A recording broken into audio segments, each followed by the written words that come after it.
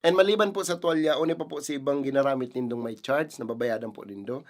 Like chinelas, 200. And tamong, 300. Si TV po is 250. And si aircon po is 600. And si shower po is 400. And nagamit din po kamo ng flush ng inidoro, another 250.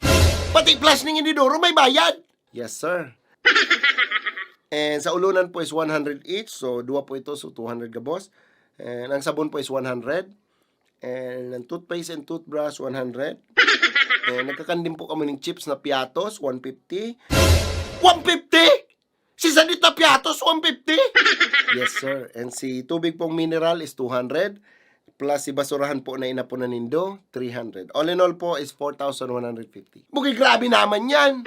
Dahil po baka ma-aware, sir, sa hidden fees? Maayo akong aram dyan na may huro hidden fees pa lang kamo digday. That's the reason kung taano po siya inapod na hidden fees. Maaraman po nito siya pag too late na. It's a trap, kumbaga. Maray pa nagpapatantan apartil na sa nako.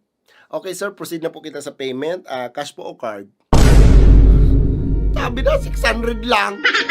Tapos biglang naging 4,150. Makanuson man nga ni idaradara kung babae digday. Tugi pa sa pamasahe. Tayo ng tawad.